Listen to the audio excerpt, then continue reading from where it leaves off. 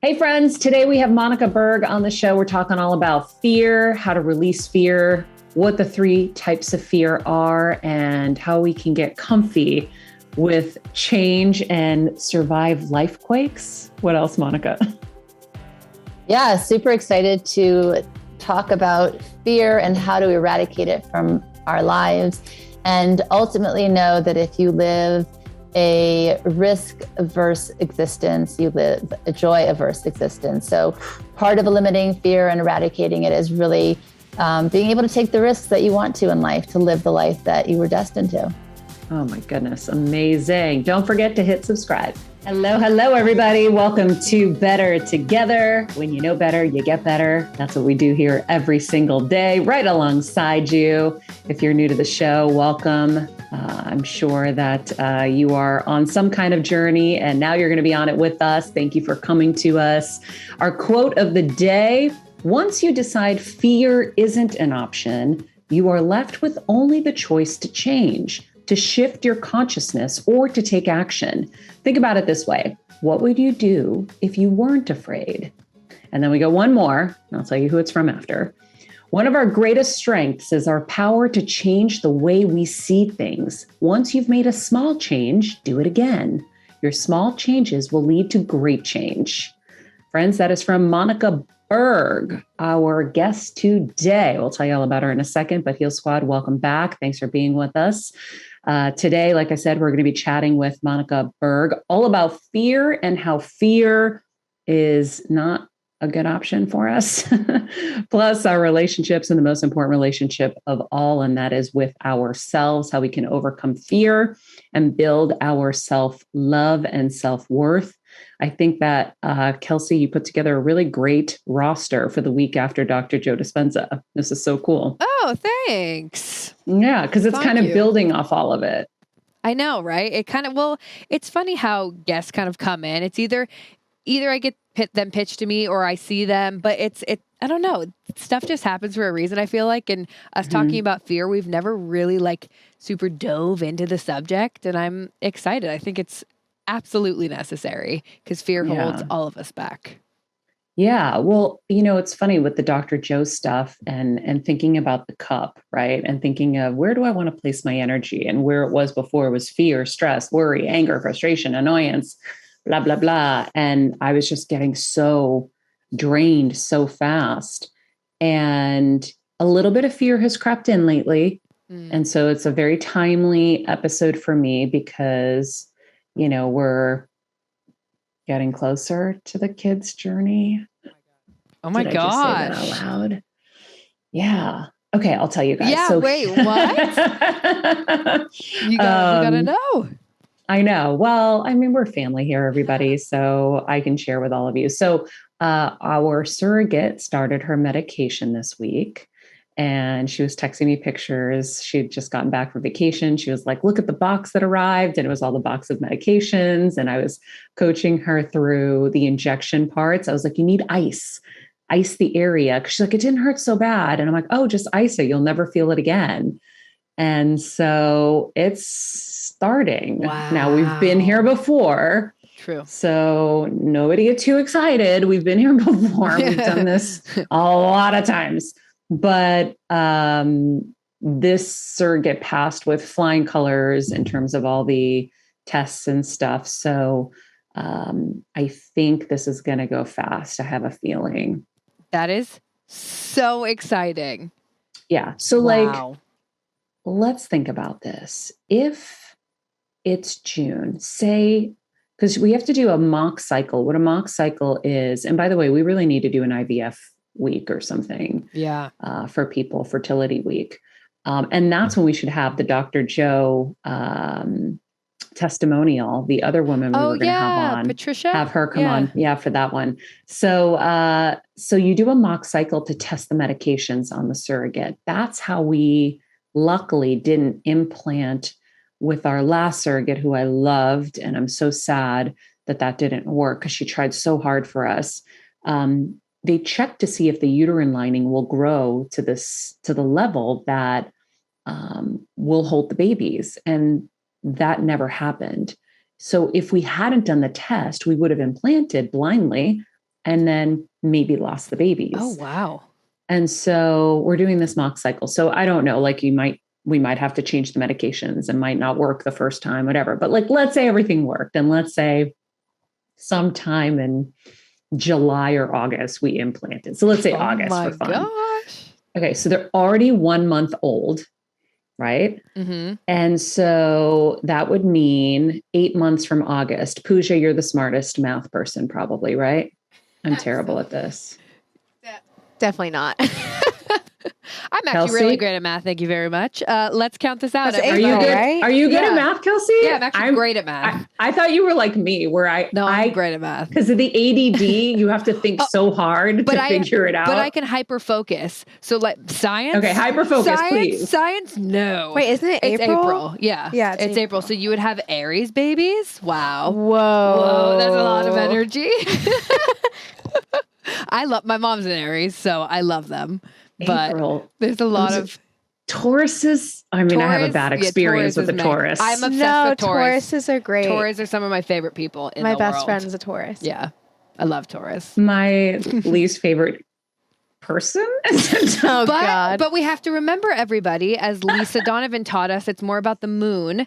The sun Yes. signs were used to make money and sell magazines. So it's more about your moon sign. So Ooh. really... So we won't know till the time. But Maria, we do have an astrologer coming up in the next month or so. So hopefully the mock cycle's done by that because we could talk to her about it. That would be interesting. I'm dying. That would be fun. I'm more curious about this hyper focus thing. Is that God. an ADD like trait? Yes, absolutely. Like if I can like uber hyper focus on something, like nothing can get to me, but everything else, unless I'm like super, super obsessed or passionate about it, it's like really hard for me.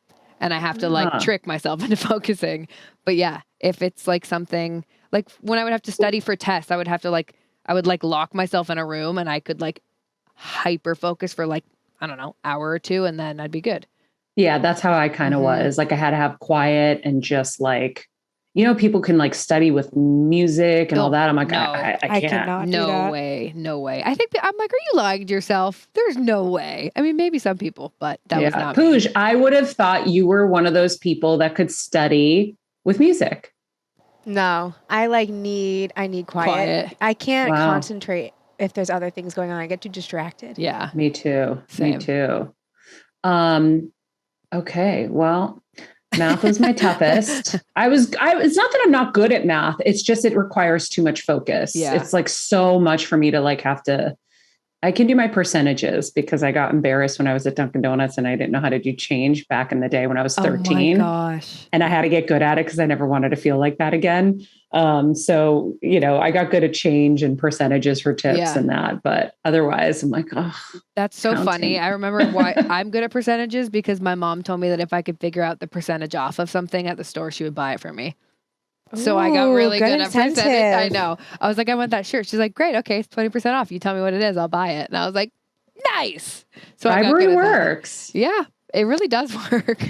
Will she still do it now? No, I wish. I should try that. Deb, I want a new shirt. Can I tell you the percentage? Right? Come on, Mom. That's funny though. It's like, it's just crazy how we remember those certain things. Like you remember the Dunkin' thing. I don't know. It's wild. But yeah, no, science, don't even ask me anything about science. But see, science for me was easier because, well, anything with memorization was good for me. Oh yeah. I'm not so I got A+ in anything I could just memorize. Yeah, I'm the same way. I just hate math. And if I hate something, I can't do it. Like I quit in my mind, but science I didn't hate and I could memorize it. I don't have to actually do anything. I had a tutor for math. I finally got a tutor. She went to Tufts University. Her name is Maya, and she would tutor me because I was like, I would have honor roll outside of math. And I was like, no, F that. So I would like fight to get a B-, so I could stay on some kind of roll. I mean, let's be honest. We were all probably our best in English. Like, yeah, I mean, of course. We all crushed it in the English world. English, maybe. No? I mean, loved English. I mean, I got all A's and B's, so I don't know why I'm complaining. It was hard. I was always 2 to 3 years behind everyone else in reading and comprehension because Greek was my first language. That makes sense. like the story of my life. I always had to work 10 times harder than everybody else, but look at where it got me. So true. I was used to working that much harder than everybody.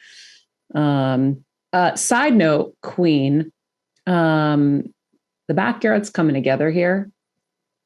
And I think by 4th of July weekend, all of our front gate furniture is going to be up. Wow. So I am so excited. We have like the couch sets, the patio table, the lounge chairs. Like we're really transforming it here into a nice kind of oasis so that we can restore and relax here. And I am pumped. My dresser is coming next week. I have all my clothes in trash bags in my closet. Oh my God. Well, all the clothes that were in my old dresser, because, I got rid of it. I didn't want to see it anymore. Hilarious. So yeah, I have all my workout clothes, all my sweats, everything's in trash bags. But next week, all of that comes together and then some final pieces. And then Connecticut will have transformed into kind of more of our thing here. Exciting. Yeah. I'm happy for you guys. That's great. So cool. It's funny because now I want the same front gate furniture in LA, because in LA we have the wrought iron chairs and moving them is so hard. And then the handles burn because they're black and they're so hot in the sun. And these chairs are like wooden, no handles, really cushiony, delicious cushions. And oh my God. You're like, I need these.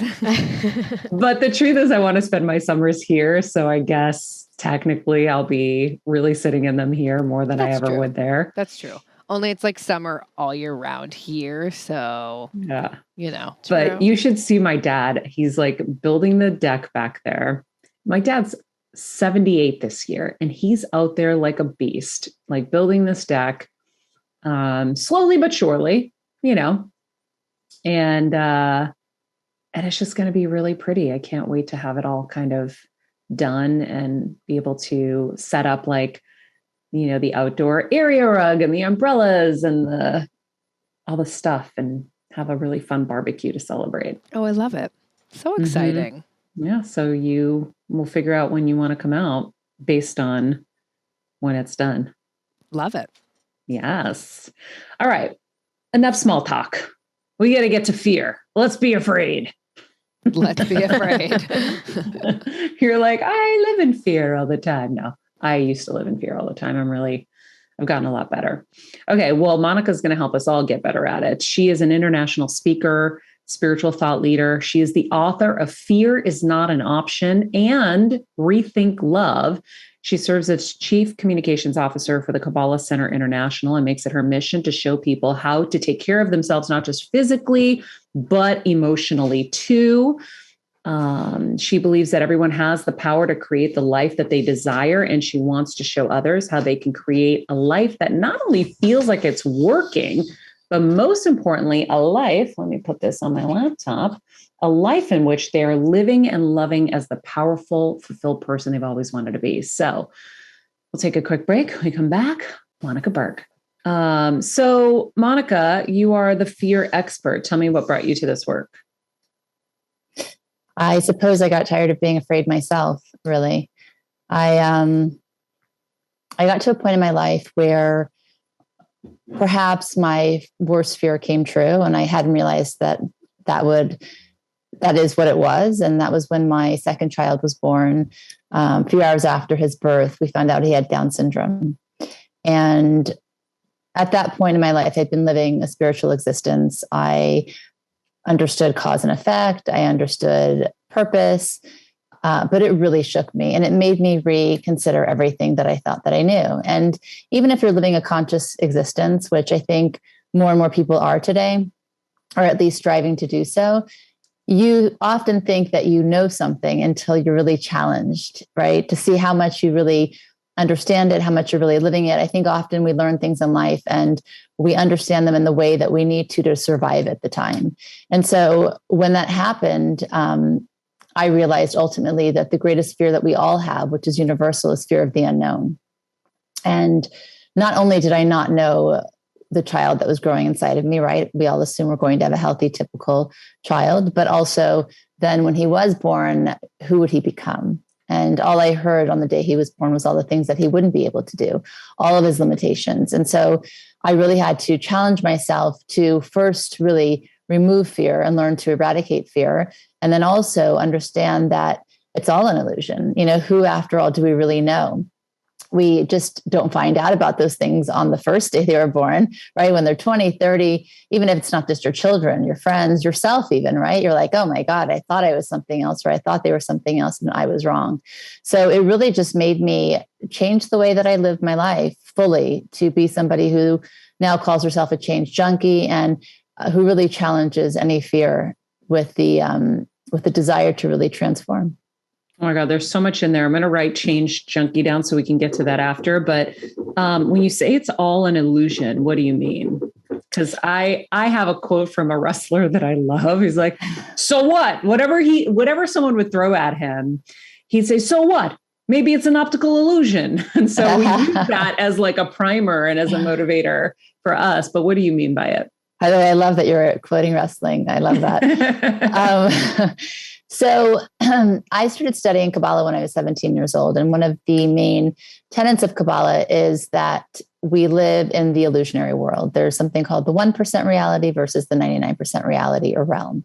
So the 1% reality is really what we all take very seriously and falsely, really.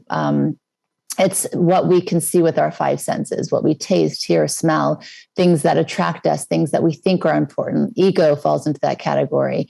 And all of those things that we work really hard for, right? That people remember our names, that we will be known, whatever it is that really seems important to you. And then there's the 99% realm, which is all the things that we can't see. It's what's making it a possibility for us to speak in different cities or states, right? We know that there are waves and there's frequencies and we rely on them to work. We don't really understand how they work. We don't see them, but we know they exist.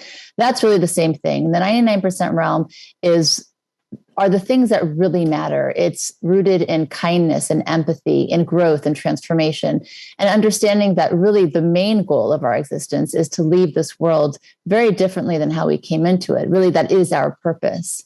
And so when you start to live life in that way, right, you don't get stuck or hopeless or settle for the wrong things in life. So, yeah, because I guess if you're focusing on that evolvement, you know that that evolvement only comes with pain, right? Like, unfortunately, through pain is where your growth is going to come. So then maybe it makes it easier as those hurdles come, knowing that you're on that path. Yes, but not just easier. It makes it something that you almost look forward to. And let me unpack that a little bit, because not everybody has to go through pain to change, but certainly those deep, fundamental, profound changes that occur more quickly and more immediately are the ones that really hurt us. Like the example I gave, right? Something we didn't expect in our wildest dreams of all the things that I was worried about in life happening. Certainly that was never the one thought that I ever had, right? And all the other things we worry about actually never happen. Again, that's that illusionary existence where we end up wasting time, thought, and energy on absolutely the wrong things instead of pursuing the life we were meant to. So then what happens if you start to change your consciousness and shift your mindset from a fixed one to a growth mindset, then when things are difficult in small and big ways, then you're like, okay, well, there's an opportunity for me here. There's something that it's happening in my movie. I'm seeing it because there's a great way that I can grow and change because I'm meant to become better, the best version, the most evolved version of myself, one that I can't even comprehend from who I am today. And if you preface it that way, I think it's really inspiring. And then when little things happen, like you missed your flight, and maybe that's not little for some people, but that's really little for me at this point, or traffic, or even if your plans get changed, right away, you're looking for, okay, what's the opportunity here? And when you practice that, you actually become very free. It's the most freedom I've ever experienced. For instance, I got a call the other day and I had an appointment and I was on another call and I could see on my phone that was coming in. And already I'm thinking, oh, I guess they're canceling. And I was looking forward to it. What am I going to put in that block of window, that time now? I could do something else. Like it's so automatic that I'm not even having an emotional reaction to the disappointment. And everybody can get to that place. Wow. Okay. Before I forget, changed junkie. The change junkie, it's interesting because I think most of us come into this world as a same junkie. We want things to be the same. We work really hard to get the things that we have, right? It's how we're conditioned. It's the way that we grow up. It's the culture that we're in. So for instance, you often, one would mirror their parents for good or bad. So if you grew up in a home that didn't have, that might seem like the most important thing is to have monetary things. Also, if a family placed high value on those things, you might also think that that is the ultimate currency for happiness in life. But in reality, it's really a life of curiosity and self-exploration. It's about understanding that you are meant to go to places you cannot even comprehend or imagine. So if you see it that way, then you wake up in the morning with a plan, you have goals, but then when they don't happen, then you realize, right? Let's say it's a big goal. Well, maybe that wasn't supposed to be the outcome, but everything I learned in the process is really the purpose. Again, what an expansive way to live life. And I think that for most, again, we just fear change. And that's why fear and change go hand in hand, because we think that, wait a second, I did really well in school. I got the best grades, so I could go to the best school, so I could drive a flashy car and have a nice home and have great things. But why am I still not happy? So everybody's going to get to that place in life. I don't care what you have, what you don't have, where you are not satisfied, because it's never going to be enough. And that's the importance of having this kind of awareness and consciousness that change is the only constant in life. And therefore, I should really invest a lot of time into thinking about who I want to become, into getting more comfortable with things that will change, because they will forever. Because guess what? If you think that things are going to stay the same, when you turn 70 or even in your 50s, you're going to be like, wait a second, I never anticipated this part of my life and I'm really uncomfortable. So as uncomfortable as change might be, the stagnation, right? Staying the same is by far more uncomfortable. So it sounds like you're getting a lot of your kind of happiness from change. Yes. And it doesn't seem like it should be like that. It's kind of upside down, right? But that's the truth.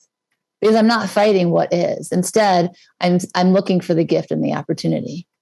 We were just talking about that, dealing with what is. Oh, really? Yeah, that's so interesting. So you say there are 3 types of fear. Will you go through those for us? Yes.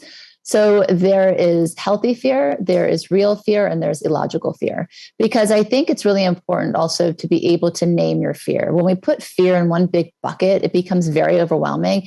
And then you don't know where to start. And then you make it this big kind of mountain that's insurmountable. And then you stay paralyzed in that fear, that emotion.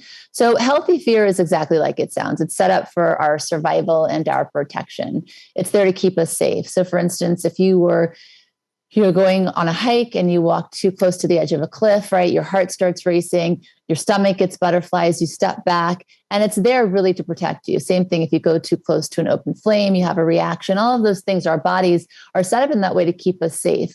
It's interesting because recently I did a workshop with teenagers on this idea, and I was really interested to see what kind of fears they had at age 13, 14, 16. And they have many of the ones that adults are stuck on, like rejection, need for approval, wanting to be part of a group. But it makes sense because it goes back to ancestral times where if we really, for instance, were, on our own, we would die because we needed to be with a group to survive. So the idea and the fear of feeling ostracized makes sense, right? But you have to know that in today, we're just running on very old software. We can survive on our own. We need to be with people, obviously. For loneliness, it's not very healthy. But again, those fears that come up for us are rooted in that. And my 9-year-old daughter was at that workshop and she said, I have a question. If we never knew the word fear, would we be afraid? Which I thought was pretty profound. And it goes back to that again. Yes, DNA, ancestral things, for sure we would. So healthy fear, I'm okay with, right? It's there to protect us. And that's kind of connected to intuition, which we can go into in a minute. Then there's real fear. Real fear is based in reality. It's being afraid of things like death or illness or losing our loved ones. These are things that happen, right? But even with that fear, we can use it as a motivator for change. So if that's the case, let's say if we're afraid of illness, we can make sure we live a healthier lifestyle where we eat well, we sleep enough, we exercise, We get blood work done yearly, whatever that looks like for you. Or even if we are afraid of losing our parents, spend the time really enjoying them, telling them you love them instead of complaining or, doing things begrudgingly, like really just to be there and be present. So with real fear, I'm okay with that too, as long as you understand how to use that energy in a way that is supportive. And then there's illogical fear. And this is where most of us are. 99% of our fears are illogical. It's the things that keep us paralyzed, that stop us from writing the book we want, that stop us from public speaking or saying our dreams outside or really exploring them. It's fear of failure. It's fear of spiders and elevators and snakes. I mean, fill in the blank. That's the fear that we can eradicate, because that does not serve us. That is there to really keep us small and stop us from really changing and growing in the way we're meant to. Keep us small. Kelsey, what were we just talking about yesterday? Literally that. Oh my God. Crazy. I'm a psychic too. That's very funny. I love wild. Synchronistic. Yeah. So I think a lot of us, suffer with that. How do you get out of it? So there's many tools. I think first, you have to have the desire not to want to be in that place anymore. I think a lot of people go through life and they think that some are lucky and I'm unlucky.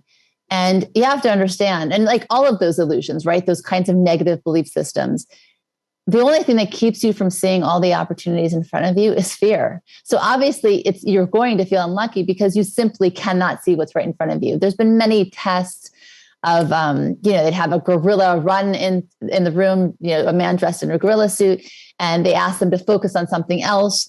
And they were so focused on counting how many signs there were in the room, they didn't even see the gorilla come in the middle of the screen. And it just gives another example of the illusionary world we live in. We simply cannot see when our mind is preoccupied with something else. So that's the first thing. Which is why I hate multitasking. I know. And, I'm working on a third book, and I'm really kind of struggling. I have a lot more responsibility, and I'm kind of understanding now where I'm feeling like, well, I don't feel as efficient as I was, but I'm like, wait a second, you're doing 1,000 more things than you were. And I'm also not wanting to do those things. So I'm like in the middle of this, but that's a whole different other topic. Mm-hmm. It's cleanup time. I swear. So I'm in the middle of that, but the first thing, again, I think is that, and then to name your fear, right?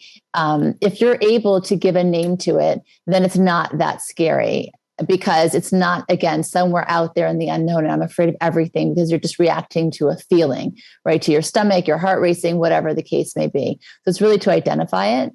I think also another tool is to create a fear mantra.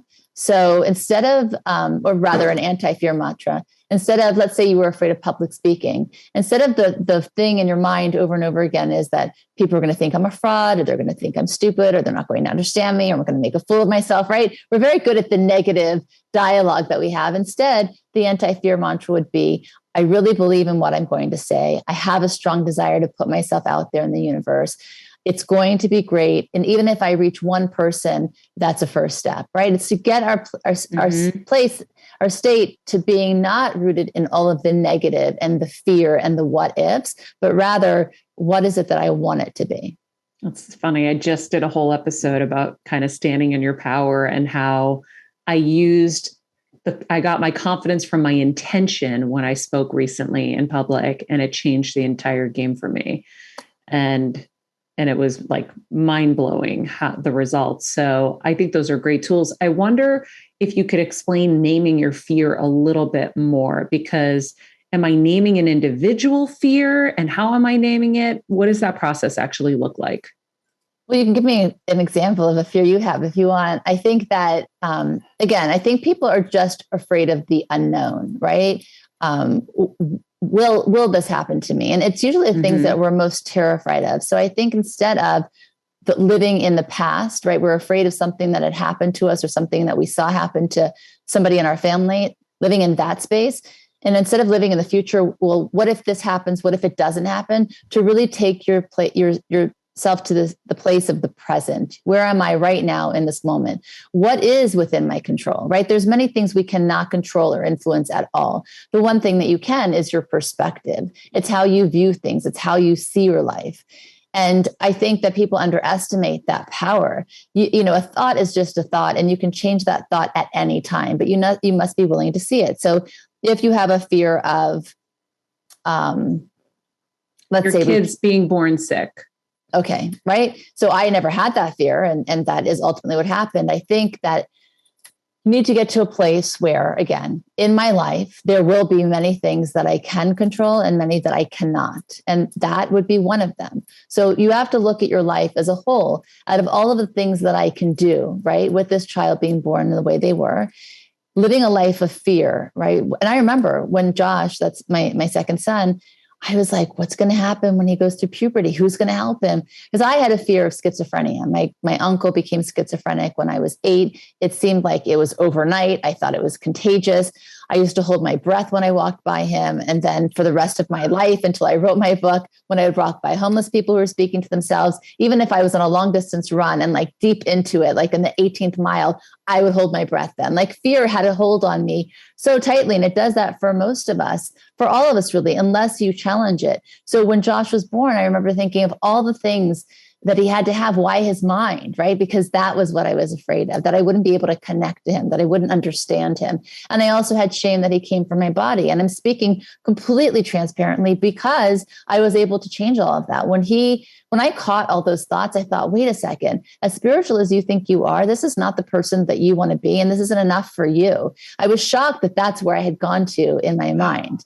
So I had to really reprogram the way that I thought and really love myself even more deeply. And I don't ever feel shame or guilt or blame now. These are emotions that are never in my reality ever. So everything's possible, but you have to be willing to know, you have to believe that that's the truth. And then you need to be able to challenge your perspective. And there's questions you can ask yourself, like, how can I shift where I'm at for me to see that, to not be a victim, and to see it as an opportunity. You have to have this dialogue with yourself where you really become your best friend. You're like an investigator at the same time to really delve deep into why you're reacting the way you do to certain things.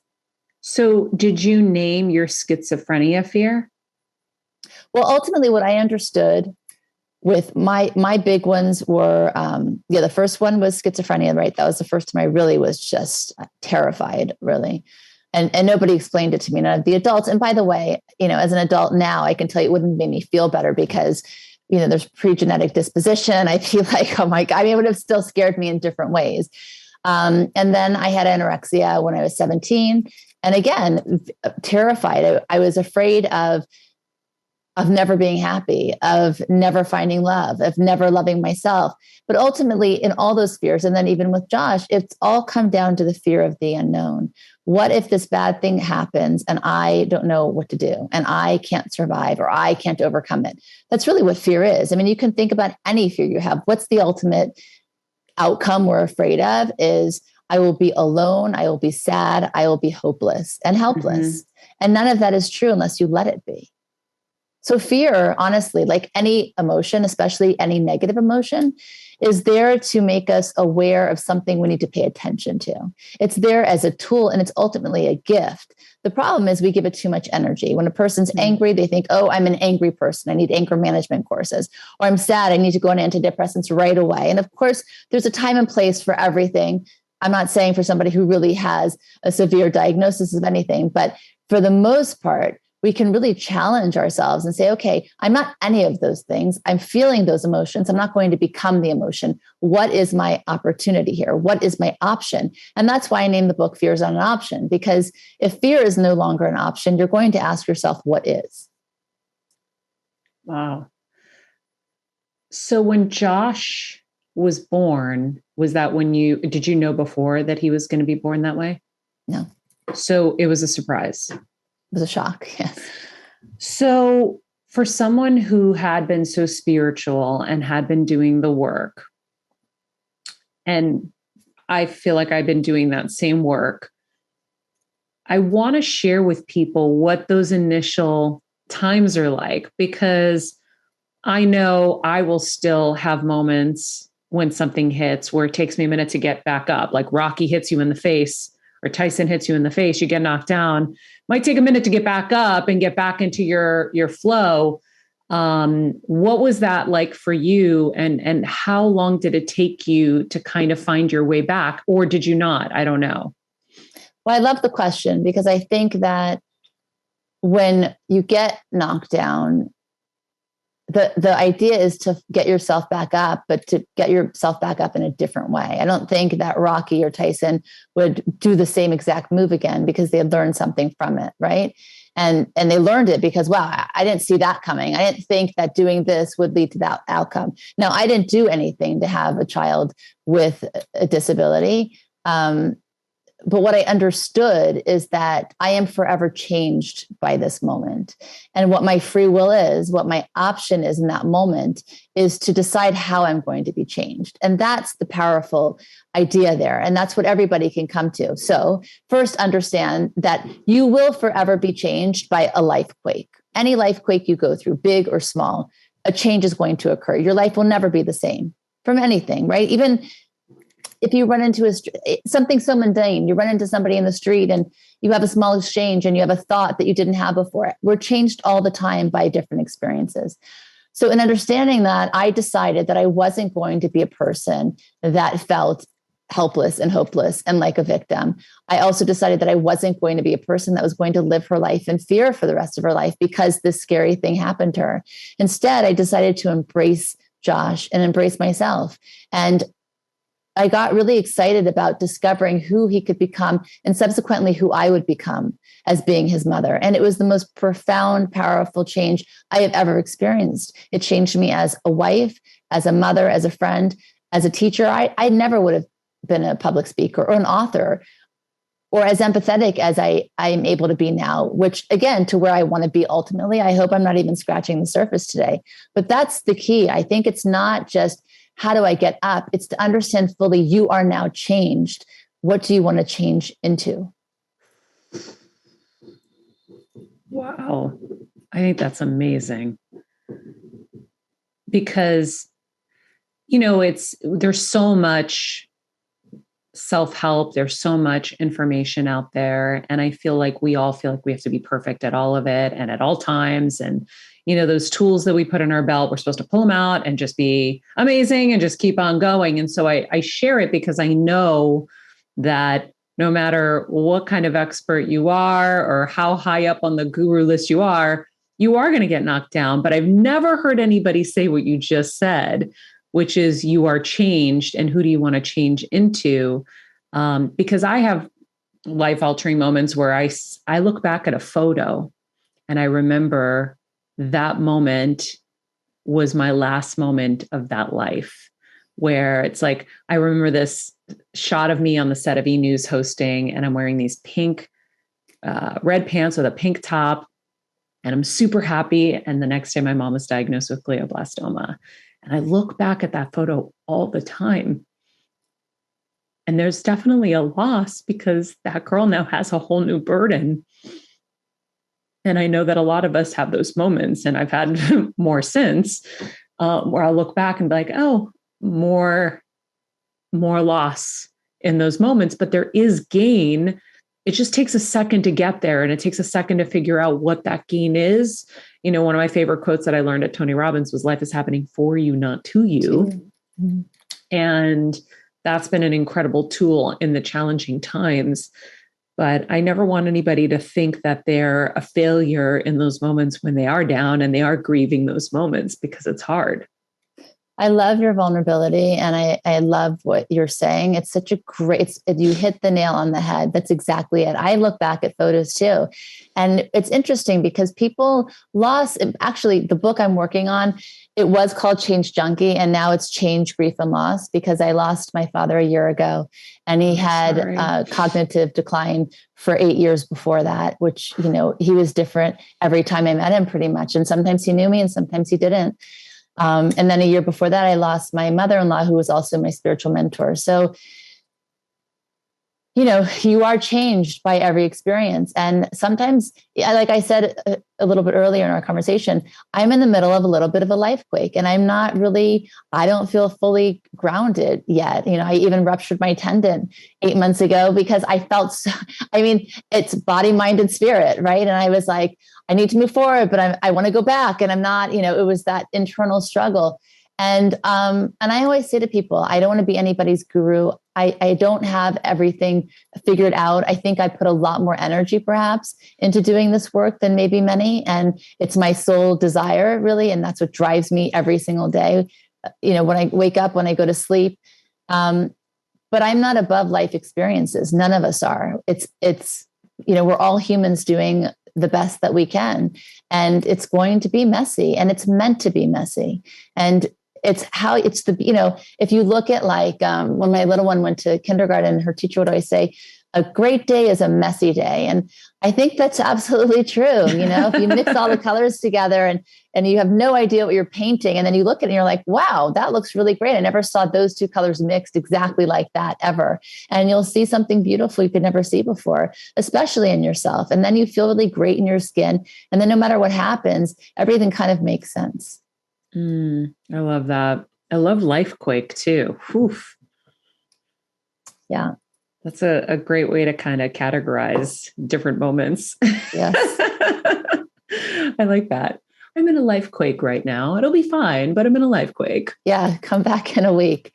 I think also, it's human nature. We come into the world and we think that nothing bad, I don't like the word bad, but nothing that we don't want will ever happen to us. And then, of course, as you get older, you're like, well, yeah, no, that's just not true. And this happened and that happened. But then as you get older and older and you experience more and more things, you really need to try to work on having this growth mindset, because if not, it's really easy to live a life where you just feel quite unhappy and stuck and unsatisfied.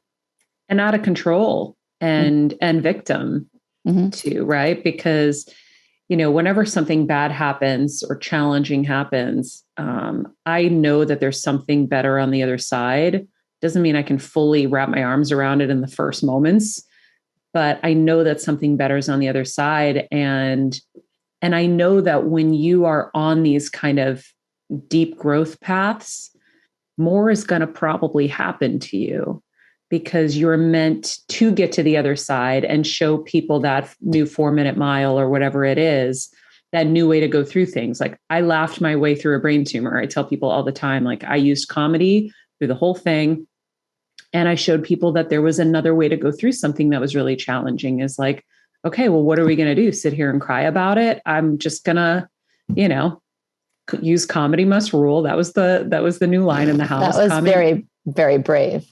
Thanks. Well, I knew mine was probably not cancerous and my mom's was, so I knew what real bad was. And, I think that sometimes more is going to happen. Like, my dad will say sometimes he'll start to break down and he'll say, why so many things to our family, Maria? And I'm like, Dad, because we have more. And why not us? Everybody's going through stuff. And that's the other thing I think we all think it's just us. And when you look around, whether you know everything or not, because by the way, everybody doesn't know everything.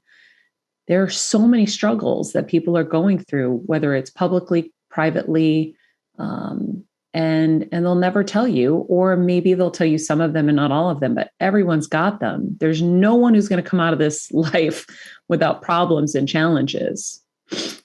Absolutely. And that's why I speak so candidly, and it sounds like you do as well, about the things that have happened to me and vulnerably. And people are like, I can't believe you said that. I'm like, me sharing that didn't actually, I felt didn't change anything for me, because I went through it and I understood something from it. And I want to help people give themselves permission to be able to do that for themselves also. So for me to share anything really that's very deep and personal is like telling you I have brown hair. It's not, I understand the bigger reason for it. And I think to your point, we're more similar than we are different. And instead we just focus on the differences. And what a shame really, because we have so much that we can offer one another and learn from each other. And as you were speaking, I remember when after I had Josh, I got pregnant with my third child 3 months later. And I did that intentionally because I thought that I would, I was so consumed, I was very anxious at the time. I thought if I give this too much time, I might be too afraid to actually get pregnant again.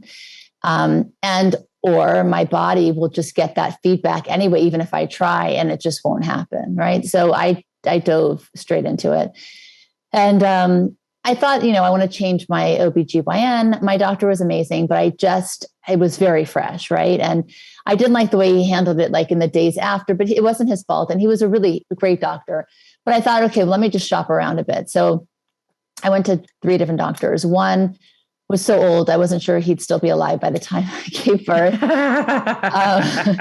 The second one smelled of like anchovies. I couldn't even stand the appointment. I was like, absolutely not. And then the third was the most entertaining at my expense. So I walk into her office and she has frog figurines all over her office, like on the shelf, on her coat, on her desk, like everywhere, like hundreds staring at me, right?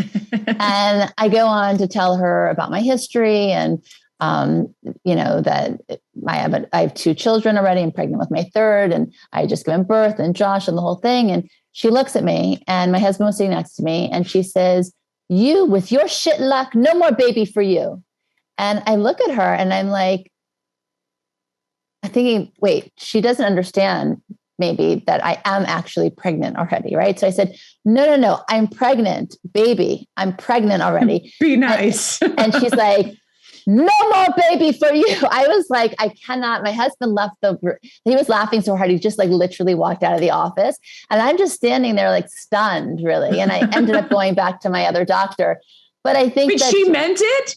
Oh, she absolutely meant it. I don't know what she wanted me to do, but yeah, she did, because she believed in this idea of lucky versus unlucky. And to your point with your father, like, that's not that you're unlucky or why is this happening? It's that things are going to happen in life, and it's our responsibility and our choice really to say, okay, how can I derive some kind of purpose, some kind of meaning from this?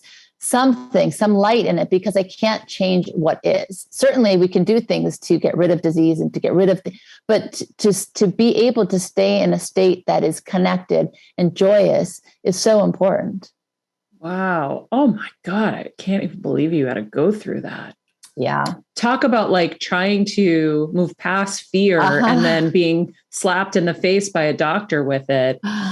That's intense. But I took your approach. I was like, I'm going to laugh about this, and she's nuts, and that's it, But certainly if I had still been in that victim state at that time, I probably would have been like, oh my God, she's right. What am I doing? Why am I doing this? Yeah. I guess like when you do have a fear like that, right? Like, for example, I was calling my fertility doctor just the other day. I'm like, should we test the embryos again? Like for diabetes, because my dad's diabetic. And you're just afraid because you don't want anybody to go through the pains that you've seen, right? How do you get past knowing that you have control over bringing them in or not?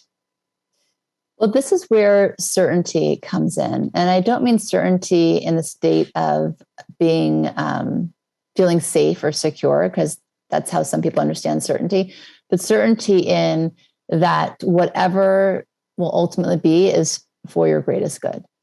And it's really leaning into the unknown completely. It's that, because we can do, you're going to test the embryos, you're going to do everything that you can do, right? But then it gets to a point, as you're saying, where it actually could be harmful. And where's the sense in that, right? So then it has to go to a place that I know that I'm destined for greatness. But this, you have to do the work before of like self-love and really giving yourself feedback and being kind to yourself and doing all the things that we've talked about so far together, where then you are able to say, I've done everything in my ability, and now I'm just going to let go and trust the Creator. And I really did that with all of my pregnancies and deliveries, because that was where fear showed up for me in a big way in each and every one. And then finally, the 4th time, I was able to really remove fear completely and give birth in a way that I felt like I was the creator. I was co-creating. I was part of that energy and that certainty. And it was the most powerful experience of my life. Well, one of them anyway, maybe most. Yeah. Do you feel, or can you explain how Josh has changed you? And I'll ask the second one after. In so many ways. I mean, I think that all the things that I've studied through Kabbalah, he really allowed me to experience it and understand it more fully. He's an example for me of what's real. He's part of the 99% realm. And he puts in clear focus for me what all the other illusions are about. And I'm writing children's books. I'm very inspired by my family and in a creative way. So we've written 10. So the first one's coming out in the fall. That's a lot.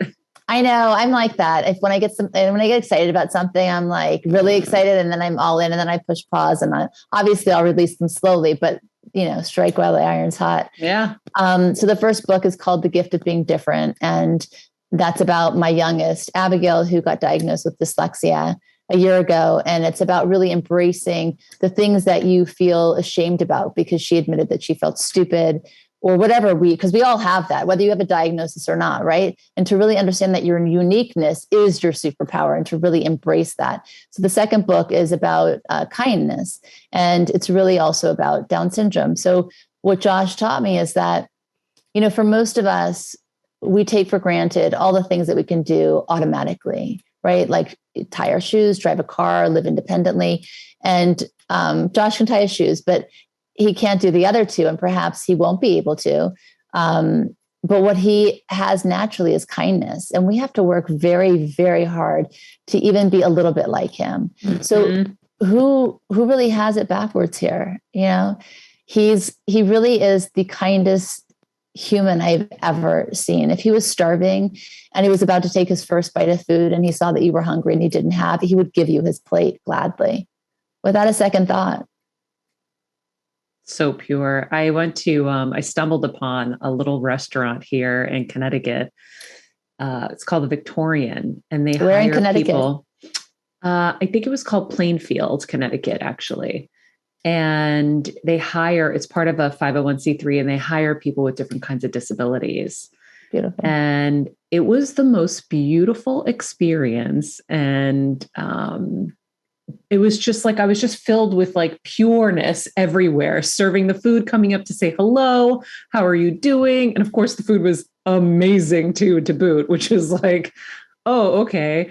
But it was really such a beautiful experience. And I grew up with someone with Down syndrome in my church. And so I've had a lot of experience with it, and it's just pure. They're pure. And so he's a reminder for me every day of like, his day, it would be, he'd have a fulfilling day if he just made somebody feel good in that day, or just, good morning, giving a hug, like in the simplicity, in the most beautiful way. Like those are all the things that we have to remind ourselves to do. We're mostly ruled by ego in and out of every single day. And, so I think that's the biggest gift that he gives me daily, but bigger than that in a big picture way. It's like he put an imprint on me that really did change me. I don't think that I'd be living the life the way that I am if I had not had him. I know my marriage wouldn't have been what it is. We're going on 25 years in August if we didn't have Josh. But we chose that because if you look at statistics, most families who have a child with special needs end up in divorce because it's too much pressure. For us, it broke down any barrier that we had. We were vulnerable in a way that we never would have been able to if we had not had that shared experience. He's also been such a gift to his siblings. They didn't know that he had Down syndrome until they discovered it for themselves, because we didn't raise him any differently. We never treated him like he was different. And I remember when my oldest was about 10, he's an Aquarius, so he's kind of flighty anyway, but he was like, why is Josh different? And, how come he can't do this or that? And I did preface it with, and I do believe this, that, you're better at, riding a bike and he's better at basketball, and everybody's great at different things, but Josh also has an extra chromosome. So we talked about that, and they were surprised and shocked, and then they were like, okay. And that was that. Yeah. Wow. That's really amazing. I love that it brought you guys closer together. And you're now able to do so much with it. Like those children's books will help so much and so many people. That's so neat. And do you still have any, I know you said it doesn't live in you anymore, but does it ever sprout up a little fear about his future? No, about Josh, never. Wow. I'm still human, so there will be fears. But what I do is I challenge them immediately, because when you don't do that, you tend to wear them, and then you wear another one, and before you know it, you have this big load of heaviness walking around with you through all of your days. So whenever I'm afraid of something, anything, like we went skiing, I'm an okay skier. I don't ski enough to really ever get that comfortable, but I'm a pretty good skier. So I take lessons every time, because I actually love to exercise, and I love exercising daily more than I do skiing. So I'm like, I'm not going to get injured here. But I remember the last time I went, on the last day, we went on a higher mountain and a more difficult run. And I was scared, and I fell a little bit, and then I recovered. And when we got down, he's like, okay, great. It was the end of the trip, right? He's like, it was really nice meeting you. And I'm like, no, let's go do it again. He said, what? And I said, no, let's go do it again. He said, I've never had anybody at your level who did this want to do that again. And I said, well, if I don't, then I'm going to be afraid next time. So it's about that. I think, seeing my father and my mother-in-law, I was there when they passed, and I helped them in many ways. And I was really strong. But I think now that they're not here, and the residue of that, there's a little fear there I'm working through. But the point is, I'm not going to let it become a fear. I'm still trying to find out what is it exactly that I'm uncomfortable about and why. And so again, I'm using it as an exploration and self-discovery to help me get to the next level of growth I'm meant to get to. I understand that. I see that process. I love that. Kels, Pooj in the booth, anything that you guys are wanting to ask? I guess if we start to identify our fears, right? What are some tools to then go about releasing them? Okay. Okay. So when we have identified them, I think that, again, everything's body, mind, and spirit. So I think it's really important to be able to use all parts of ourselves. There's something called the Superman pose when you're feeling like you're afraid. Oh, no, that's Wonder Woman. Yes. Isn't that Wonder Woman? No, it's any superpower. It can be Wonder Woman, Superman, and you hold yourself upright. Your spine is straight. You're breathing more freely. You actually get the confidence and you feel differently. I think also be aware of your environment and how you are in different spaces. Are you hunched over? Is your breathing shallow? Are you feeling insecure, uncomfortable? It means that there's something there for you to look at. You should be able to be in a state where breath comes easily, where you feel really comfortable in your body. So get the indications from all aspects of your being. Meditation comes in as a big tool, breath work, and of course, exercise. And I think that if you start your day with, I've identified one kind of thing that I want to work on, there's something called exposure. So go and do a little bit of that and pick the best time of the day. So let's say you're afraid of driving on the freeway. Don't start driving for an hour during rush hour traffic. And I'm going to conquer this fear. That doesn't make any sense. Instead, pick a time where they're 10 o'clock in the morning, 11 o'clock, go from one exit to the next exit. And that's it for the day. Just practice it in small ways every day. I love that. I love that Wonder Woman. We just had, we reran Amy Cuddy, exactly. And I think it's such a good tool. Such a good tool. I know Pooch had one too. Yeah. Yeah, I was wondering what happens when we ignore fear. Sorry, I'm a little bit sick. I'll feel better. I recommend never ignoring fear, because it's like those things that we keep secret, we leave them in the dark, they just grow and grow, and they have a hold on us. So why leave fear unaddressed? Why, for me, that doesn't even seem like a choice, really. That's not even an option, because if you have a fear, great. What an opportunity, What is it that really scares you? And if you use that, the thing we talked about at the beginning, rate your fears, write down 3 of the greatest fears you have. And I suggest for your listeners to do this and write them down in detail. The ones that really you wake up with, that go with you day to day. And then next to it, write down real, healthy, or illogical. Now you might need my help or my book you can get to really help you make sure that you're right with the answer. But most people put them in the wrong order. They think they're not illogical, when in fact, most all of them happen to be. And then once you look at that, you're like, okay, so I understand that this is completely something I can get over. And even if it was a real fear, or you could still transform it. So I think it's just look at the things that scare you. Do not be afraid. There's nothing. I mean, nothing's going to feel worse than you feel right now. Pooja, do you have a fear that you've been ignoring? I'm sure there is one. Maybe when I'm more in the moment, I'll think about it. But yeah, I was just wondering in general, because I mean, we all have fears.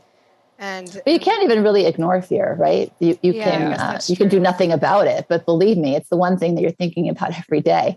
And that's why that's very ineffective. Or maybe not voicing it because you're scared or embarrassed to voice it. Maybe that's what you're saying, Pooja. Yeah, I think that's probably more what it is. Like when you want to push it down so bad, yeah, but so as we know, it. like it'll always find a way to present itself.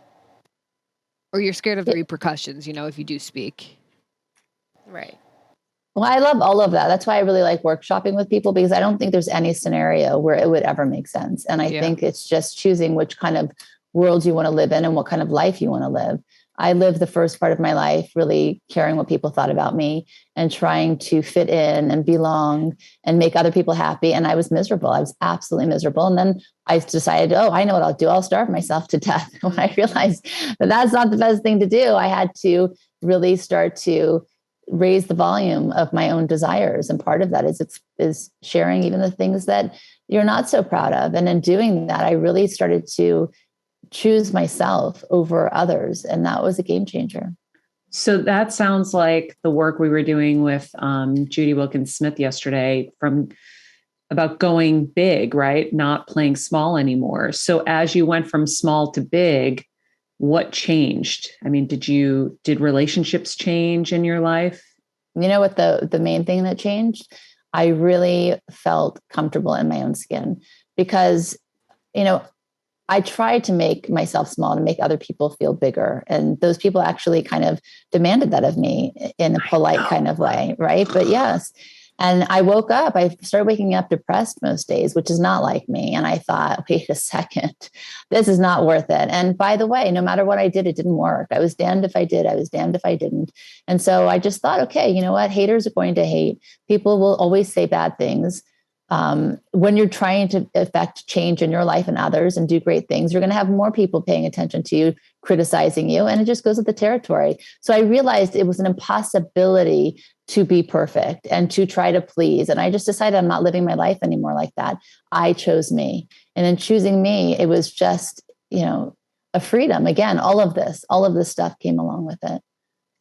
And change, there's great power, freedom, flexibility, fearlessness, sisterhood. By the way, when you choose you become a kinder person. You actually become a sister to many other people because you want that for them. It just changes everything. It's living an authentic life. Yeah, I think a lot of us are afraid it'll be lonelier. And it was funny because between my husband and even Judy yesterday, like, no, more people want to be around you because you are really living your authentic self. Trying to cover it and hide it and mask it and, shape shift for everybody around you isn't you being really you. No, it's you being them. How boring is that, right? Oh my God, I'm so over it. Monica, this has been amazing. I'm really, really grateful that you are on this week along with Judy and on the tail of our Dr. Joe Dispenza week, because we've been doing a lot of this work, and I know the Heal Squad's going to really resonate with this episode. And thank you for being vulnerable and sharing everything. Thank you for having me. I really enjoyed our talk. Wow, that was pretty amazing as well. Another great episode. Seriously, a lot in there. Right? A lot. I liked kind of how you went on it too. I really liked learning like through her and like her journey and like with her son. I always think that sometimes it's like when someone has so much knowledge, right? It's like hard to take it all in, but when you learn it through like a story or an experience, it's easier to digest. So I really liked that. And I want to listen to this one again because I feel like there was just a lot of really good stuff in there. And I loved Life Quake too. I wrote that down. I was like, yeah. It's always about the story, right? Because otherwise it's just advice and it's just information. that's why I share so much of myself on this show, because that's how I know I learn best. And I think overall we all learn best by seeing examples, right? If you see it, you can be it. And you can apply it so much easier, whatever it is. Agreed. But I think fear is a huge thing for a lot of us, and illogical fear, like she said. And that was a big thing with Dr. Joe that I was able to let go of, where I was like, oh my God, I'm stressing about things that I do not need to stress about. Like I was saying with Judy yesterday, I've been stressed about money my whole life. I don't need to be stressed about it because I work really, really hard, and it's not the same scenario. And that's where I think that generational kind of stuff, the traumas and the blueprints are so important to understand, because those were my parents' struggles and issues. And yes, I was a part of them because I lived that life of struggle with them. But they set up a path for me to not have those same struggles. And yes, like, we're always going to have, situations and scenarios where like, oh gosh, we can't do everything we want or whatever, but we don't have to live in the scarcity that isn't ours. And we have to be able to look at things a little bit more practically and less from fear. And, and just, again, the reinforcement of the like living big, and taking stock of the people you have around you and realizing, am I able to be the full expression of myself around these people? Right?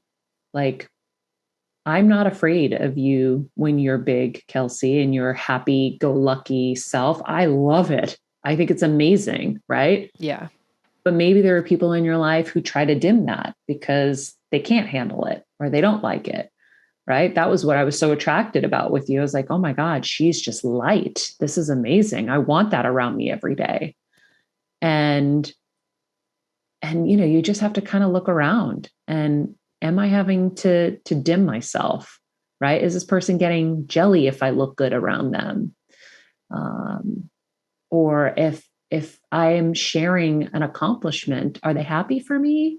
Or do I feel some kind of weird tension? And you just have to trust it. And unfortunately, yeah, we're going to have to shake those trees sometimes of the apples that went bad. Maybe they were good for a while, but maybe they just aren't okay anymore. Yeah, I think that's a good point too. It's like relationships, like you've been talking about, things evolve and things change, right? It's like at one point they served they served for the time, but it's like then you do have to reevaluate. And I think that like we're so used to playing small, like we're so used to fitting in these boxes because that's what makes us, not stand out and not be heard and all this. But it's like, what's the point of that? Like, ooh, it eats you up inside. So yeah, I think got all of this. I mean, this whole week, it's all so good. Like, I feel like, well, yeah, if you stand out, you might get hurt. And that's where I feel like for so long, I'm like, let me just stay in my turtle shell. That's what I always said. Let me just stay in my turtle shell. No. I'm just over here. Just let me stay in the turtle shell. Please don't hurt me. I've had enough. But it's not, for me, I know not what I'm meant to do. And I don't think any of us are meant to do it, to be honest. So we have to be around people who see us and lift us and love us and want the best for us. And by the way, sometimes that comes with, tough advice you don't want to hear. Right. Kevin's always giving me tough criticisms and advice, but why? Not because he's knocking me down. It's because he wants to lift me up. He wants me to go and reach my fullest and highest potentials. Right. And that's what I do with people around me too. It's like, it's for you and your life. And, I've gone through so much and experienced so much that I do have so much to share at this point. Absolutely. No, it's so good. I think, well, we all need it.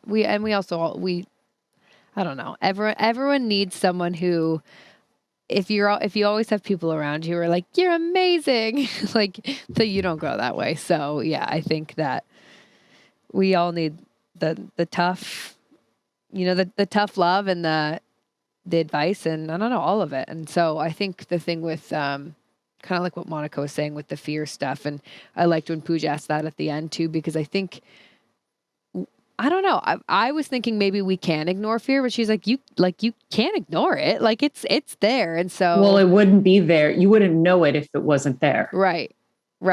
That's why I think she says you can't ignore it. But I think there are fears that we don't want to express because we're embarrassed. Oh yeah, definitely. Right. Ashamed of it. Yeah.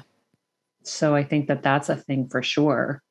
But I think this is such a challenge for all of us. And I think I'll issue the challenge now is really start to look at how you've dimmed yourself and why and around who. Make that list. And then let's see what happens when you are your full expression of yourself around them. Right. And yeah, what happens? Exactly.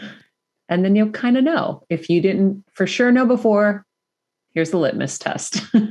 Test it out. And now you know. And then you can slowly distance yourself and find the people that are going to be able to hold that light, right? And see you and respect you and appreciate you. And it might take a minute.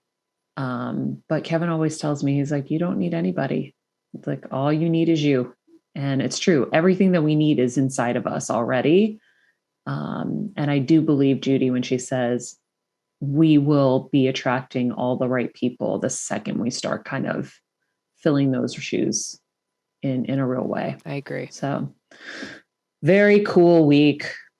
Really, really excited. And thank you all for being on this journey as always with us. This is what we do every single day.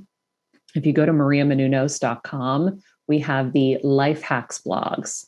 And what those blogs are the breakdown of these episodes so that you have everything that we deemed kind of the aha moments and the big takeaways. So what I like about it is like maybe you print it out, take a picture of it, keep it in your iPhone folder as like your breakthroughs from the episodes that you love, things you want to go back and look at when you're on the train and you're bored and you want to go back into your work.